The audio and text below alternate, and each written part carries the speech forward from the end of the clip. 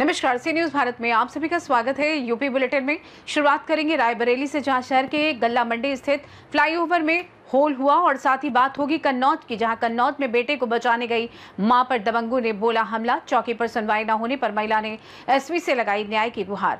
ऐसी तमाम खबरों पर करेंगे विस्तार से चर्चा। रायबरेली में गेगासो घाट पर बने गंगा नदी पुल के बाद अब शहर स्थित गल्ला मंडी फ्लाईओवर कराह उठा है। यहाँ आज सुबह इसमें एक होल नजर आया जो वाहनों के आने जाने से बढ़ता जा रहा था। राहगीरों ने इसके चारों ओर ईंट लगाकर लोगों को सचेत कर दिया, वरना बड़ा हादसा हो सकता था। इसके नीचे जाकर जब देखा गया तो काफी बड़े हिस्से का प्लास्टर उखड़ गया था और आर पार होल साफ नजर आ रहा था। बता दें कि ये फ्लाईओवर महज 14 साल पहले 2011 के मायावती शासन काल में बना था। खास बात यह है कि इस फ्लाईओवर में अक्सर कोई ना कोई बड़ी खामी आती रहती है। क्या नाम है भैया? भैया मनोज कुमार सोनकर नाम है। अरे मनोज जी, पुल पर होल हो गया है। ये होल हो गए है, सरकार की लापरवाही है, सरकार ध्यान नहीं दे रही है।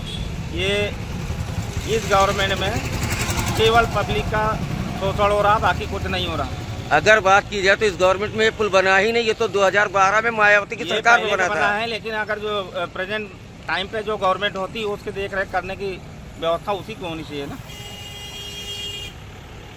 भैया क्या नाम है? सचिन सोनकर। कहाँ के रहने वाले हो? बहराना रायबरेली। ये क्या पुल पर जर्जर पुल किस तरह से मतलब टूट रहा है? टूट कर चूरा करके गिर रहा है, पब्लिक को जाने में दिक्कत हो रही है। ये कब से गिर रहा है? ये अभी सुबह हमने देखा तो ऐसे ही टूटा पड़ा था, तो आपको फोन किया तो आप आए, देख रहे हैं। रायबरेली से सी न्यूज संवाददाता मृदुलेश त्रिपाठी की रिपोर्ट। कन्नौज में बाढ़ क्षेत्रों का दौरा करने पहुंची सपा नेत्री शशिमा सिंह ने बाढ़ पीड़ितों से मुलाकात कर उन्हें राहत सामग्री दी और उनकी व्यवस्थाएं परखी, जिसमें उन्होंने कई सवाल शासन प्रशासन पर उठाए। सपा नेत्री शशिमा सिंह दोहरे ने कहा कि हर साल बारिश के कारण गंगा से लगे गांव कासिमपुर में बाढ़ आने के बाद लोग काफी परेशान होते हैं।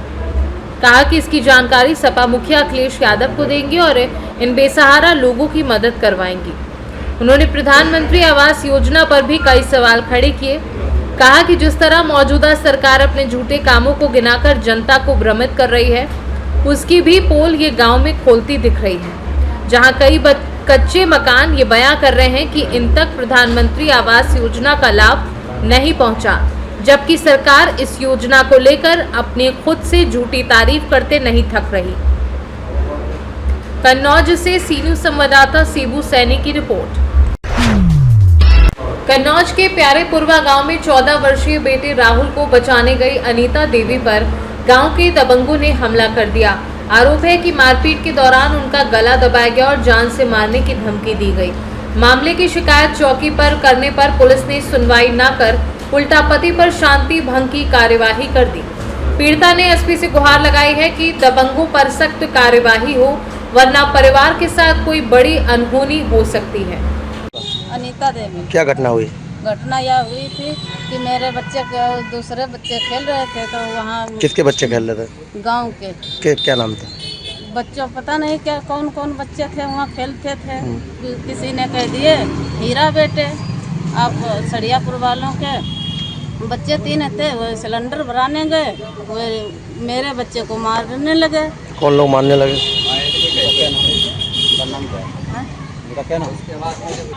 उनका नाम फिर वो अमित पप्पू अर्पित। फिर क्या हुआ? वो वहाँ से मेरा आकर के तुरंत मेरा गाली दे के गला दबाया, मुंह दबाया, मार पीट के धरती में मारा, तमाचा में धरती में गिर गई। कौन लोग मारे? कौन लोग तुम्हें? अमित। और मारे तो मारा, केवल अमित ही नहीं। अमित ने मारा? हाँ। फिर क्या हुआ?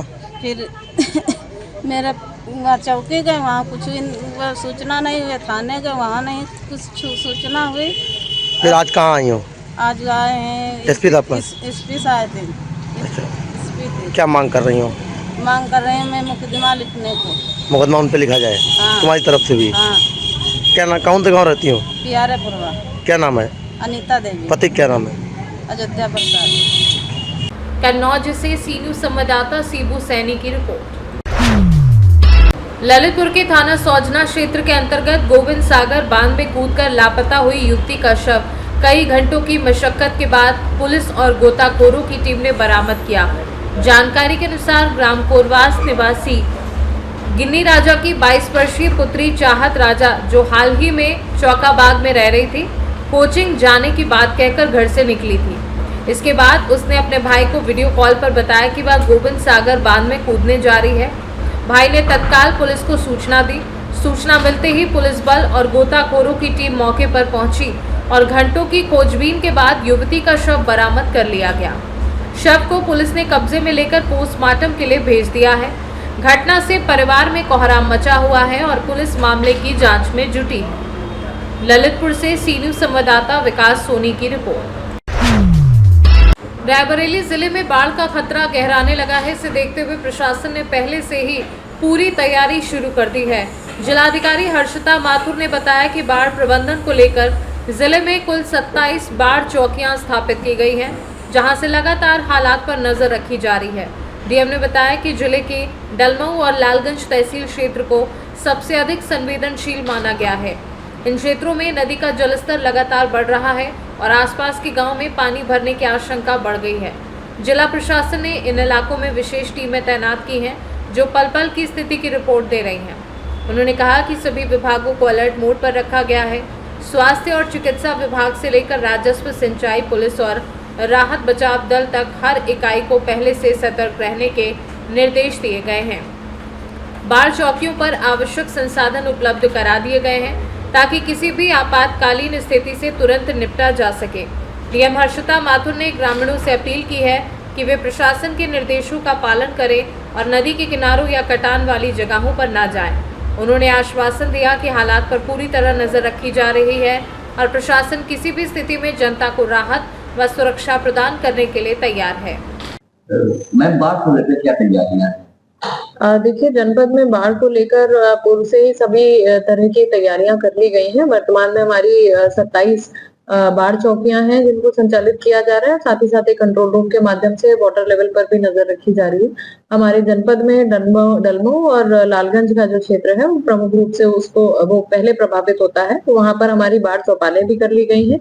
और साथ ही साथ जो भी ऐसा क्षेत्र है जहाँ पर पानी आया है उसमें बाढ़ चौपालों के माध्यम से पशु चिकित्सा, चिकित्सीय व्यवस्था, सुरक्षा व्यवस्था, विद्युत व्यवस्था आदि और बाढ़ चौपालों के माध्यम से सभी को जागरूक भी किया गया है। रायबरेली से सी न्यूज संवाददाता मृदुलेश त्रिपाठी की रिपोर्ट। फिलहाल के लिए इस खास बुलेटिन में बस इतना ही। देश दुनिया की तमाम बड़ी खबरों को जानने के लिए जुड़े रहिए सी न्यूज भारत के साथ। हर खबर आपके साथ, आपके हाथ।